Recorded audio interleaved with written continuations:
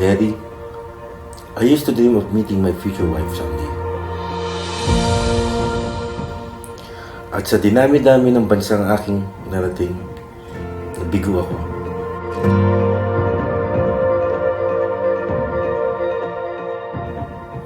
Dahil noon, sa buhay ko, ay wala ka pa. Sinubukan kong hanapin ang pag-ibig na mailap sa akin. Sa dagat, ako'y naglakbay. Sa pag-aakalang ang pag-ibig sa akin ay naghihintay. Minsan tuloy, akala ko di ko na makikita. Ang hinahanap kong pag-ibig ay nasa akdan lang pala.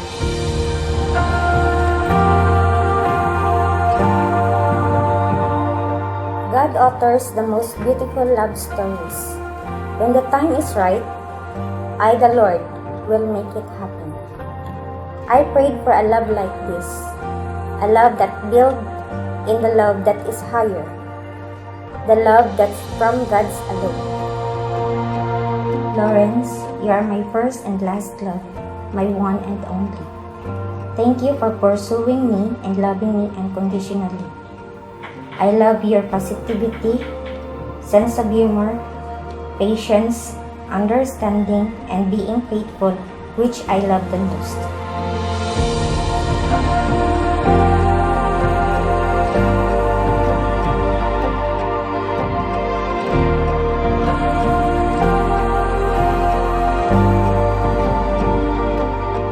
Ang ganda kaya ng pagmamahalan ng dalawang ito. Totoo naman.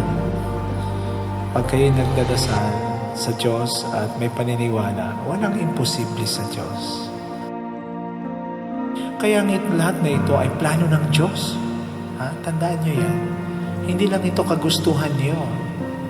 Kasi kung kagustuhan niyo ang susundin, hindi dapat ito. Pero sinunod niyo ang utos ng Diyos. Grant us, O Lord, to be one heart, one soul, from this day forward, for better performance, in sickness and in health, till death do us part.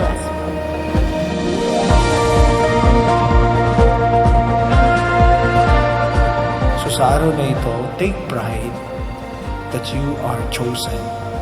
As I lead this congregation for your wedding day, I pray that you may receive the grace of the sacrament of marriage.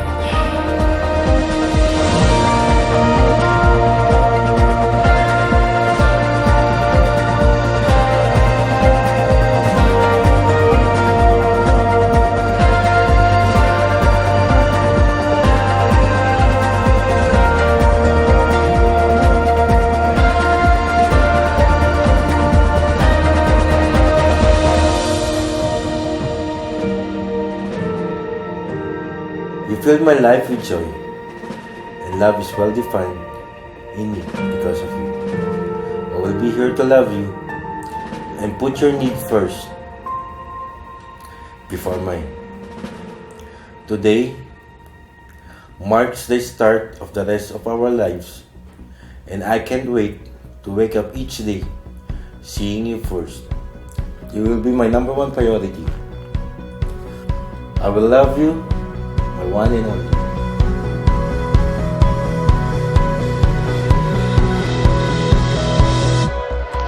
I don't wanna be no star.